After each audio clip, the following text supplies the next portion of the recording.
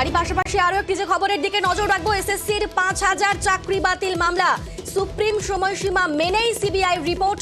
৯ November ২ মাসের মধ্যে তদন্ত শেষ করার নির্দেশ। সিবিআইকে তদন্ত শেষ করার নির্দেশ দেয় সুপ্রিম কোর্ট। এই বিষয়ে আরো বিস্তারিত বলবো, আমাদের সঙ্গে রয়েছেন অর্ণব। অর্ণব,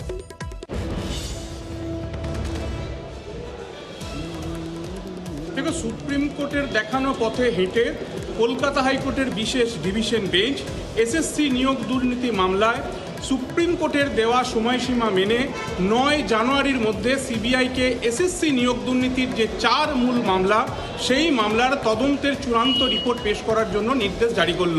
বিচারপতি দেবাংশু বসাক এবং বিচারপতি সাব্বার রশিদির ডিভিশন বেঞ্চ তারা আজকে এই নির্দেশ জারি করেছে। যেহেতু সুপ্রিম কোর্ট বিচারপতি অনিরুদ্ধ ঘোষ এবং বিচারপতি বেলা এম ত্রিবেদীর বেঞ্চ জানিয়ে দেয় যে এসএসসি নিয়োগ দুর্নীতি মামলার সেটা তারা শেষ করবে, তদন্তে জাল গোটাবে ২ মাসের মধ্যে। ৯ নভেম্বরের নির্দেশ দিয়েছিল তারা, তার ২ মাস সম্পূর্ণ হচ্ছে ৯ জানুয়ারি। কাজেই সুপ্রিম কোর্টের সেই সময়সীমা মেনে ৯ জানুয়ারির মধ্যে সিবিআইকে তদন্তের চূড়ান্ত রিপোর্ট দেওয়ার জন্য বিশেষ ডিভিশন বেঞ্চ এই নির্দেশ জারি করলো। ১৫ই জানুয়ারি পরবর্তী শুনানি হবে।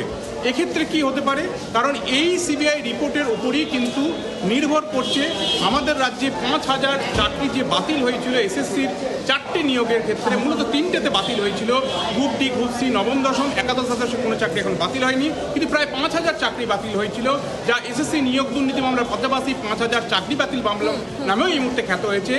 এই চাকরির ভবিষ্যৎ কিন্তু এই রিপোর্টের ওপর নির্ভর করতে পারে, কারণ সিবিআই যে ডেটাটা গাজিয়াবাদ থেকে রিট্রিভ করেছিল ৩টে হার্ড ডিস্ক, সেটা প্রাইমারি ডাটা না সেকেন্ডারি ডেটা, সেটাকে সার্টিফাই করার দায়িত্ব এক্ষেত্রে এজেন্সি সিবিআইয়ের ওপর রয়েছে।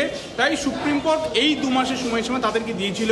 কাজেই এই রিপোর্টের ওপর কিন্তু এসএসসি নিয়োগ দুর্নীতির মামলার একটা বড় রকমের মোড় অপেক্ষা করছে, তা বলার অপেক্ষা রাখে না।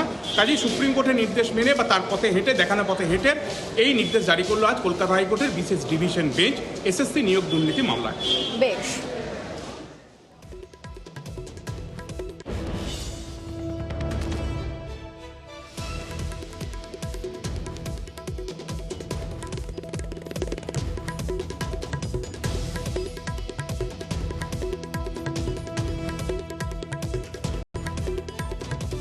এবার আয়কর দফতরের নজরে সাগর দিঘির বিধায়ক বাইরন বিশ্বাস। সাত সকালে শামশেরগঞ্জ ও রঘুনাথগঞ্জে আইটি